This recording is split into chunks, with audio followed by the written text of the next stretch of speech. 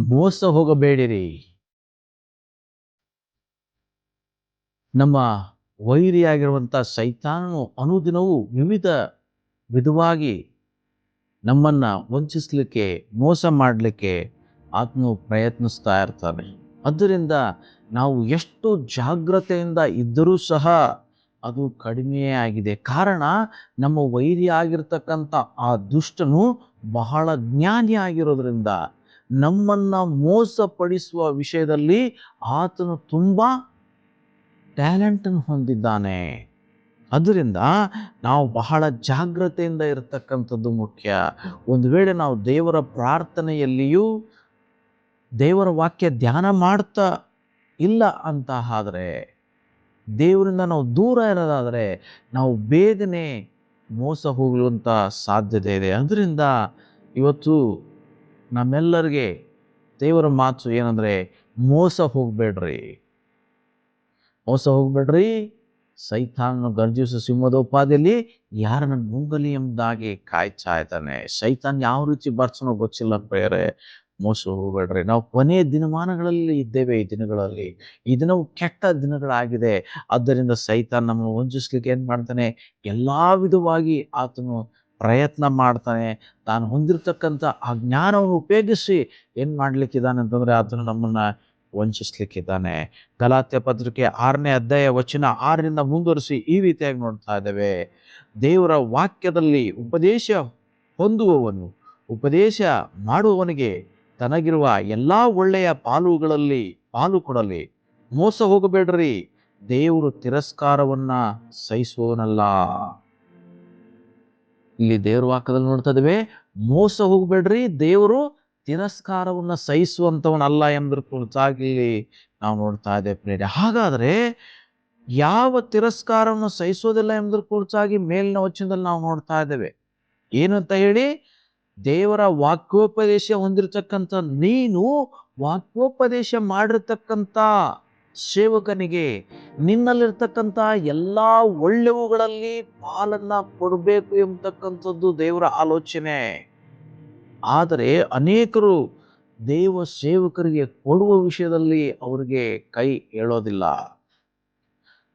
ಬೇಡವಾಗಿರ್ತಕ್ಕಂಥ ಕಾರ್ಯಗಳಿಗೆ ಸಾವಿರಾರು ರೂಪಾಯಿಗಳನ್ನ ಅವರು ಖರ್ಚು ಮಾಡ್ತಾರೆ. ಆದರೆ ಸೇವಕನಿಗಾಗಿ ಅವರು ಏನ್ ಮಾಡೋದಿಲ್ಲ ಅಂತಂದ್ರೆ, ತಮಗಿರುವಂಥ ಒಳ್ಳೆಯದರಲ್ಲಿ ಪಾಲು ಕೊಡೋದ್ರಲ್ಲಿ ಅವ್ರಿಗೆ ಸಂತೋಷ ಇಲ್ಲ.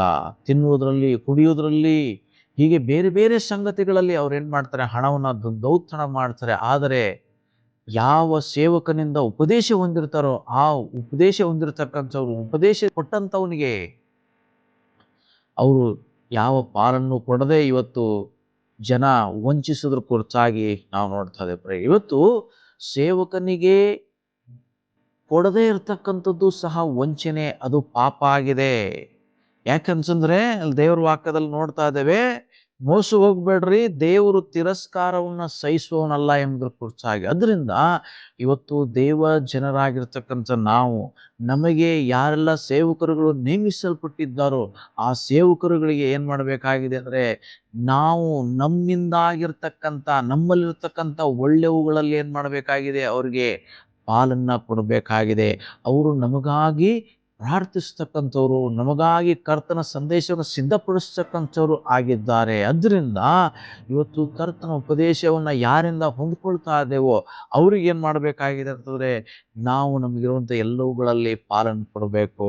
ಒಂದ್ ವೇಳೆ ಕೊಡದೆ ಹೋದ್ರೆ ನಾವೇನಾಗ್ತೇವೆ ಅಂತಂದ್ರೆ ಮೋಸ ಹೋಗ್ತೇವೆ. ಅದಕ್ಕೆ ದೇವ್ರ ವಾಕ್ಯ ಹೇಳ್ತದೆ, ಮೋಸ ಹೋಗ್ಬೇಡ್ರೆ, ದೇವರು ತಿರಸ್ಕಾರವನ್ನ ಸಹಿಸುವನಲ್ಲ ಎಂಬುದಾಗಿ. ಇವತ್ತು ನೀನು ಸೇವಕನಿಗೆ ಕೊಡದೆ ತಿರಸ್ಕಾರ ಭಾವನೆಯಿಂದ ಇರೋದಾದ್ರೆ ದೇವ್ರ ವಾಕ್ಯ ಹೇಳ್ತದೆ, ನೀನು ಮೋಸ ಹೋಗ್ತಾ ಇದೀಯಾ ಅಂತೇಳಿ. ಅದರಿಂದ ಇವತ್ತು ಉಪದೇಶ ಮಾಡುವವನಿಗೆ ಕೊಡುವ ವಿಷಯದಲ್ಲಿ ನೀವು ಮೋಸ ಹೋಗ್ಬೇಡ್ರಿ ಎಂಬುದಾಗಿ ಮೊದಲನೇ ಮಾತಾಗಿದೆ. ಇನ್ನು ಎರಡನೇ ಮಾತಿನ ಕುರಿತಾಗಿ ನಾವು ನೋಡುವಾಗ 1 ಕೊರಿಂಥ 6ನೇ ಅಧ್ಯಾಯ ವಚನ 9ರಲ್ಲಿ ಈ ರೀತಿಯಾಗಿ ನೋಡ್ತಾ ಇದ್ದೇವೆ, ಅನ್ಯಾಯಗಾರರು ದೇವರ ರಾಜ್ಯಕ್ಕೆ ಬಾಧ್ಯರಾಗುವುದಿಲ್ಲವೆಂಬುದು ನಿಮಗೆ ತಿಳಿಯದೋ? ಮೋಸ ಹೋಗಬೇಡ್ರಿ. ಜಾರರು, ವಿಗ್ರಹಾರಾಧಕರು, ವ್ಯಭಿಚಾರಿಗಳು, ವೀಟರು, ಪುರುಷಗಾಮಿಗಳು, ಕಳ್ಳರು, ಲೋಭಿಗಳು, ಕುಡಿಕರು, ಬೈಯುವವರು, ಸುಲುಕೊಳ್ಳುವವರು, ಇವರೊಳಗೆ ಒಬ್ಬರಾದರೂ ದೇವರ ರಾಜ್ಯಕ್ಕೆ ಬಾಧ್ಯರಾಗುವುದಿಲ್ಲ ಎಂಬುದರ ಕುರಿತಾಗಿ ನಾವು ನೋಡ್ತಾ ಇದ್ದೇವೆ ಪ್ರೇರೆ. ಅಂದ್ರೆ ಮೋಸ ಹೋಗಬೇಡ್ರಿ ಎಂಬುದಾಗಿ ಎರಡನೇ ಮಾತು ಏನಪ್ಪಾ ಅಂತಂದ್ರೆ, ಅನ್ಯಾಯಗಾರರು ದೇವರ ರಾಜ್ಯವನ್ನ ಸೇರುವುದಿಲ್ಲ, ಆದ್ದರಿಂದ ಮೋಸ ಹೋಗ್ಬೇಡ್ರಿ, ನೀವು ಮೋಸಗಾರರಾಗ್ಬೇಡ್ರಿ. ಯಾಕಂದ್ರೆ ಪರಲೋಕ ರಾಜ್ಯಕ್ಕೆ ಮೋಸಗಾರರು ಬಾಧ್ಯರಾಗುವುದಿಲ್ಲ, ಅದರಿಂದ ಎಚ್ಚರವಾಗಿರ್ರಿ, ಮೋಸ ಹೋಗ್ಬೇಡ್ರಿ ಎಂಬುದರ ಕುರಿತಾಗಿ ದೇವರ ಎರಡನೇ ಮಾತು. ಒಂದನೇ ಮಾತು, ಸೇವಕನಿಗೆ ನಿಮಗಿರುವಂತ ಎಲ್ಲಾ ಪಾಲುಗಳಲ್ಲಿ ಒಳ್ಳೆಯ ಸಂಗತಿಗಳಲ್ಲಿ ಪಾಲ್ಕೊಡ್ಬೇಕು ಎಂಬತಕ್ಕಂಥದ್ದು. ಎರಡನೇ ಮಾತು, ಮೋಸಗಾರರಾಗ್ಬೇಡ್ರಿ, ಮೋಸಗಾರರಾಗೋದ್ರ ಮೂಲಕವಾಗಿ ಮೋಸ ಹೋಗ್ಬೇಡ್ರಿ.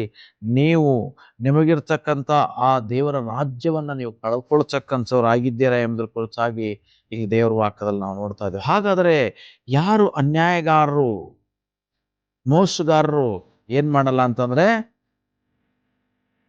ಸ್ವರ್ಗ ರಾಜ್ಯವನ್ನ ಸೇರೋದಿಲ್ಲ. ಅದಕ್ಕೆ ದೇವರ ವಾಕ್ಯ ಹೇಳ್ತದೆ, ಮೋಸ ಹೋಗಬೇಡ್ರಿ, ಯಾವ ಅನ್ಯಾಯಗಾರರು ದೇವರ ರಾಜ್ಯಕ್ಕೆ ಸೇರೋದಿಲ್ಲ ಎಂಬುದಾಗಿ ಇಲ್ಲಿ ನಾವು ನೋಡ್ತಾ ಇದ್ದೇವೆ. ಈಗ ಸುಮಾರು 10 ವಿಷಯಗಳನ್ನ ನಾವು ನೋಡ್ತಾ ಇದ್ದೇವೆ.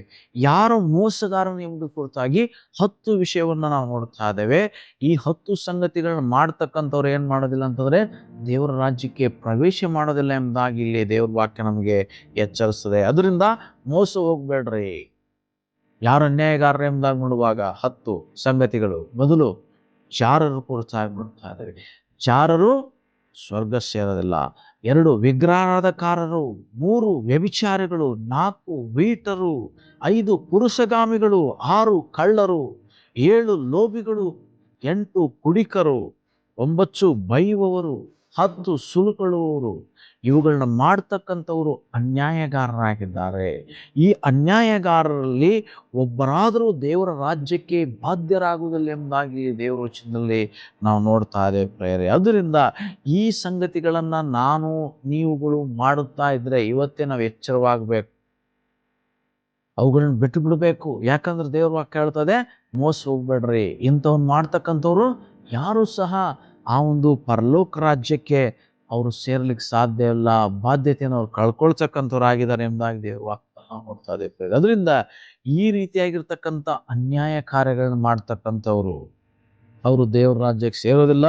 ಅದರಿಂದ ಈ ತರ ಕಾರ್ಯಗಳು ಮಾಡೋದ್ರ ಮೂಲಕ ಮೋಸ ಹೋಗ್ಬೇಡ್ರಿ ಅಂತಕ್ಕಂಥ ಮಾತು ಎರಡನೇ ಮಾತು. ಇನ್ನು ಮೂರನೇ ಮಾತಿನ ಕುರಿತಾಗಿ ನೋಡುವಾಗ ಯಾವ ವಿಷಯದಲ್ಲಿ ನಾವು ಮೋಸ ಹೋಗ್ಬಾರ್ದು ಎಂಬ ನೋಡುವಾಗ 1 ಕೊರಿಂಥ ಪತ್ರಿಕೆ 15ನೇ ಅಧ್ಯಾಯ ವಚನ 33 ಮತ್ತೆ 34ರಲ್ಲಿ ಈ ರೀತಿಯಾಗಿ ನೋಡ್ತಾ ಇದ್ದೇವೆ. ಮೋಸ ಹೋಗಬೇಡ್ರಿ, ದುಸ್ಸಹವಾಸವು ಸದಾಚಾರನ ಕೆಡಿಸುತ್ತದೆ, ಇಂಥ ಅಮಲಿನಿಂದೆಚ್ಚತ್ತು ನೀತಿವಂತರಾಗಿರಿ, ಪಾಪವನ್ನ ಬಿಟ್ಟು ಬಿಡಿರಿ. ಕೆಲವರಿಗೆ ದೇವರ ವಿಷಯದಲ್ಲಿ ಜ್ಞಾನವೇ ಇಲ್ಲ, ನಿಮಗೆ ನಾಚಿಕೆ ಹುಟ್ಟಿಸಬೇಕೆಂದು ಇದನ್ನ ಹೇಳುತ್ತೇನೆ ಎಂಬುದರ ಕುರಿತಾಗಿ ದೇವರ ವಾಕ್ಯದಲ್ಲಿ ನಾವು ನೋಡ್ತಾ ಇದ್ದೇವೆ. ಅಂದ್ರೆ ದುಸ್ಸಹವಾಸ ಸದಾಚಾರವನ್ನ ಕೆಡಿಸ್ತಕ್ಕಂಥದ್ದಾಗಿದೆ. ಆದ್ದರಿಂದ ಮೋಸ ಹೋಗ್ಬೇಡ್ರಿ, ದುಸ್ಸಹವಾಸದಿಂದ ದೂರ ಇರಿ, ಕೆಟ್ಟ ಜನರಿಂದ, ದುಷ್ಟ ಸ್ನೇಹಿತರಿಂದ ದೂರ ಇರಿ. ಯಾಕಂದ್ರೆ ದುಸ್ಸಹವಾಸ ಸದಾಚಾರನ ಕೆಡಿಸ್ತದೆ. ಅದರಿಂದ ನೀವು ಮೋಸ ಹೋಗ್ಬೇಡ್ರಿ. ಒಂದು ವೇಳೆ ದುಷ್ಟ ಸ್ನೇಹಿತರನ್ನ ಮಾಡ್ಕೊಳ್ಳೋದಾದ್ರೆ, ನಾವು ದುಸ್ಸಹವಾಸದಲ್ಲಿ ಇರೋದಾದ್ರೆ ನಾವೇನ್ ಮಾಡ್ತೇವೆ ಅಂತಂದ್ರೆ ಮೋಸ ಹೋಗ್ತೇವೆ. ಮೋಸ ಹೋಗಿ ಏನ್ ಮಾಡ್ತೇವೆ ಅಂದ್ರೆ ನಮಗಿರುವಂಥ ಎಲ್ಲ ಆಶೀರ್ವಾದಗಳನ್ನು ನಾವು ಕಳ್ಕೊಳ್ತಕ್ಕಂಥವ್ರು ಆಗಿದ್ದೇವೆ. ಆದ್ದರಿಂದ ನಾವೇನ್ ಮಾಡಬೇಕಾಗಿದೆ, ಇಂಥ ಅಮಲಿನಿಂದ ಎಚ್ಚೆತ್ತು ಪಾಪ ಮಾಡದೆ ಇರುವ ಹಾಗೆ ನಡ್ಕೊಳ್ಬೇಕಾಗಿದೆ. ಪಾಪವನ್ನು ಮಾಡದೆ ನಾವೇನ್ ಮಾಡಬೇಕಾಗಿದೆ ಅಂದ್ರೆ ನೀತಿವಂತರಾಗಿ ಜೀವಿಸಬೇಕಾಗಿದೆ ಪ್ರೇರೆ. ಅದರಿಂದ ಇವತ್ತು ದೇವ್ರ ವಾಕ್ಯ ನಮಗೆ ಉಪದೇಶ ಮಾಡ್ತಕ್ಕಂಥದ್ದು, ದುಸ್ಸಹವಾಸ ಸದಾಚಾರ ಕೆಡಿಸದೆ ಎಚ್ಚರಿಕೆಯಾಗಿರ್ರಿ, ಮೋಸ ಹೋಗ್ಬೇಡ್ರಿ ಅಂತಕ್ಕಂಥ ಮಾತು ಮೂರನೇ ಮಾತು. ಅದರಿಂದ ಇವತ್ತು ನಾವು ದುಸ್ಸಹವಾಸದಿಂದ ದೂರ ಇರಬೇಕು. ದುಸ್ಸಹವಾಸ, ದುಷ್ಟರ ಸಹವಾಸ ನಮ್ಮನ್ನ ಅದು ಸದಾಚಾರ ಕೆಡಿಸೋದ್ರ ಮೂಲಕ ನಮ್ಮನ್ನು ಮೋಸಗೊಳಿಸ್ತಕ್ಕಂಥದ್ದಾಗಿದೆ ಪ್ರೇರೆ. ಅದರಿಂದ ಇವತ್ತು ನಾನು ನೀವುಗಳು ಏನ್ ಮಾಡಬೇಕಾಗಿದೆ ಅಂತಂದ್ರೆ ಮೋಸ ಹೋಗದ ಹಾಗೆ ಇರಬೇಕು. ಹಾಗಾದ್ರೆ ನಾವು ಮೋಸ ಹೋಗದ ಹಾಗೆ ಹೇಗಿರ್ಲಿಕ್ಕೆ ಸಾಧ್ಯ ಎಂಬುದನ್ನು ನೋಡುವಾಗ ನಾವು ದೇವರ ಅನ್ಯೋನ್ಯತೆಯಲ್ಲಿರಬೇಕು. ದೇವರ ಅನ್ಯೋನ್ಯತೆಯಲ್ಲಿರೋದಂದ್ರೆ ಏನರ್ಥ? ದೇವರ ವಾಕ್ಯವನ್ನು ಓದುವಂಥದ್ದು, ದೇವರಿಗೆ ಪ್ರಾರ್ಥನೆಗಳಲ್ಲಿ ಸಮಯ ಕಳೀತಕ್ಕಂಥದ್ದು, ದೇವರ ಸೇವಕರೊಂದಿಗೆ ಸಮಯವನ್ನು ಕಳೀತಕ್ಕಂಥದ್ದು, ದೇವರ ವಾಕ್ಯ ಧ್ಯಾನದಲ್ಲಿ ಇರ್ತಕ್ಕಂಥದ್ದು, ನಮ್ಮನ್ನ ಎಚ್ಚರಿಸ್ತಕ್ಕಂಥ ಜನರ ಸಂಗಡ ನಾವಿರ್ತಕ್ಕಂಥದ್ದು ಬಹಳ ಮುಖ್ಯ. ಯಾಕಂದ್ರೆ ಜ್ಞಾನೋಕ್ತಿ 29ನೇ ಅಧ್ಯಾಯ 18ನೇ ವಚನದಲ್ಲಿ ಈ ರೀತಿಯಾಗಿ ನೋಡ್ತಾ ಇದ್ದೇವೆ, ದೇವ ದರ್ಶಕರಿಲ್ಲದಿರುವಲ್ಲಿ ಜನರು ಅಂಕೆ ಮೀರುವರು, ಧರ್ಮೋಪದೇಶವನ್ನ ಕೈಕೊಳ್ಳುವವನು ಧನ್ಯನಾಗುವನು ಎಂಬುದಾಗಿ ದೇವರ ವಾಕ್ಯದಲ್ಲಿ ನಾವು ನೋಡ್ತಾ ಇದ್ದೇವೆ. ಅದರಿಂದ ದೇವ ದರ್ಶಕರಿಲ್ಲದಿರುವ ಜನರೇನ್ ಮಾಡ್ತಾರೆ, ಅಂಕೆ ಮೀರಿ ಸ್ವೇಚ್ಛಾಚಾರಿಗಳಾಗಿ ಜೀವಿಸಿ ಅವ್ರು ಮೋಸ ಹೋಗ್ತಾರೆ. ಅದರಿಂದ ಇವತ್ತು ನಾನು ನೀವುಗಳು ಮೋಸ ಹೋಗಬಾರ್ದು ಅಂತಂದ್ರೆ ನಮ್ಮನ್ನು ಎಚ್ಚರಿಸ್ತಕ್ಕಂಥ ದೇವಜನರ ದೇವಸೇವಕರ ಸಹವಾಸದಲ್ಲಿ ಅನ್ಯೋನ್ಯತೆಯಲ್ಲಿ ಇರಬೇಕು. ಆಗ ಮಾತ್ರವೇ ನಾವು ಸೈತಾನನು ನಮಗಾಗಿ ಹಾಕಿದ ಆ ಮೋಸದ ಬಲೆಯಿಂದ ತಪ್ಪಿಸ್ಕೊಳ್ಳಿಕ್ಕೆ ಸಾಧ್ಯತೆ ಇದೆ. ಅದರಿಂದ ನಮ್ಮನ್ನು ನಾವು ದೇವರ ಹಸ್ತಕ್ಕೆ ಒಪ್ಪಿಸ್ಕೊಳ್ಳೋಣ. ನಾವು ಸ್ವಾಮಿ ಮೋಸ ಹೋಗದೆ ಇರ್ಲಿಕ್ಕೆ ನಮಗೆ ಸಹಾಯ ಮಾಡು, ನಮಗೆ ಆತ್ಮ ಸಹಾಯ ಕೊಡು. ನಾವು ಯಾರನ್ನೂ ಮೋಸಕ್ಕೆ ಪಡಿಸದಂತೆ, ನಮ್ಮನ್ನು ಸೈತಾನನು ಇತರರ ಮೂಲಕವಾಗಿ ಮೋಸಗೊಳಿಸದಂತೆ ನಮ್ಮನ್ನು ಕಾಪಾಡು ಎಂಬುದಾಗಿ ಪ್ರಾರ್ಥನೆ ಮಾಡೋಣ. ಸರ್ವಶಕ್ತನೇ ಈ ಸಮಯಕ್ಕಾಗಿ ಸ್ತೋತ್ರ. ಹೌದು ಸ್ವಾಮಿ, ಮೋಸ ಹೋಗಬೇಡ್ರಿ, ದುಸ್ಸಹವಾಸವು ಸದಾಚಾರವನ್ನು ಕೆಡಿಸ್ತದೆ ಎಂಬುದಾಗಿ ನಿನ್ನ ವಾಕ್ಯದಲ್ಲಿ ನೋಡ್ತೇವಪ್ಪ. ಹೀಗೆ ಸ್ವಾಮಿ, ಅನ್ಯಾಯಗಾರರು ಯಾರು ದೇವರ ರಾಜ್ಯದಲ್ಲಿ ಸೇರೋದಿಲ್ಲ, ಅದರಿಂದ ಮೋಸ ಹೋಗ್ಬೇಡ್ರಿ ಎಂಬುದಾಗಿ ನಿನ್ನ ವಾಕ್ಯದಲ್ಲಿ ನೋಡ್ತೇವೆ. ಮಾತ್ರವಲ್ಲ ಕರ್ತನೇ, ಅಪ್ಪ, ನಾವು ನಿನ್ನ ಸೇವಕರಿಗೆ ಕೊಡುವಂಥದ್ದನ್ನು ನಾವು ಕೊಡಬೇಕು ಸ್ವಾಮಿ, ಇಲ್ಲ ಅಂತಂದ್ರೆ ನಾವು ಮೋಸ ಹೋಗ್ತೇವೆ ಎಂಬುದಾಗಿ ನಿನ್ನ ವಾಕ್ಯದಲ್ಲಿ ನೋಡ್ತೇವೆ ಕರ್ತನೇ. ಈ ಕೇಳಿಸ್ಕೊಂಡಿರ್ತಕ್ಕಂಥ ವಾಕ್ಯಕ್ಕೆ ಅನುಗುಣವಾಗಿ ನಾವೆಲ್ಲರೂ ಜೀವಿಸೋಕೆ ನಿನ್ನಿಂದ ಬರುವಂಥ ಆಶೀರ್ವಾದಗಳನ್ನ ಹೊಂದ್ಕೊಳ್ಳೋಕೆ ಸಹಾಯ ಮಾಡು. ನಾವು ಯಾವ ವಿಷಯದಲ್ಲಿಯೂ ಸ್ವಾಮಿ ಮೋಸ ಹೋಗದೇ ಇರಲಿಕ್ಕೆ ನಮಗೆ ನಿನ್ನ ಆತ್ಮ ಸಹಾಯವನ್ನು ಗ್ರಹಿಸು. ನಿನ್ನ ವಾಕ್ಯನ ಕೇಳಿಸ್ಕೊಂಡಿರ್ತಕ್ಕಂಥ ಪ್ರತಿಯೊಬ್ಬರ ಸಂಗಡ ಇರು ಸ್ವಾಮಿ. ಇವರನ್ನ ಯಾರು ಯಾವುದರಲ್ಲಿಯೂ ಮೋಸಗೊಳಿಸದಂತೆ ನೀನು ಇವರಿಗೆ ರಕ್ಷಕನಾಗಿದ್ದು ನಡೆಸು. ಇವರ ಕೊರತೆಗಳನ್ನು ನೀಗಿಸು. ಯೇಸುವಿನ ಮೂಲಕವಾಗಿ ಪ್ರಾರ್ಥಿಸುವ ಪರಲೋಕ ತಂದೆಯೇ, ಆಮೆನ್. ದೇವರು ಈ ಸಂದೇಶದ ಮೂಲಕವಾಗಿ ನಿಮ್ಮೊಂದಿಗೆ ಮಾತಾಡುವುದಾದರೆ ಲೈಕ್ ಮಾಡಿ, ನಿಮ್ಮ ಸ್ನೇಹಿತರೊಂದಿಗೆ ಹಂಚಿಕೊಳ್ಳಿ. ಹಾಗೆ ಇನ್ನು ಸಬ್ಸ್ಕ್ರೈಬ್ ಮಾಡಿಲ್ಲ ಅಂದರೆ ಸಬ್ಸ್ಕ್ರೈಬ್ ಮಾಡಿ, ನಿಮ್ಮ ಸ್ನೇಹಿತರಿಗೂ ಸಹ ಇದ್ರ ಕುರಿತಾಗಿ ತಿಳಿಸುವುದರ ಮೂಲಕ ಸೇವೆಗೆ ಪ್ರೋತ್ಸಾಹಿಸಬೇಕಾಗಿ ವಿನಂತಿಸಿಕೊಳ್ತೇನೆ.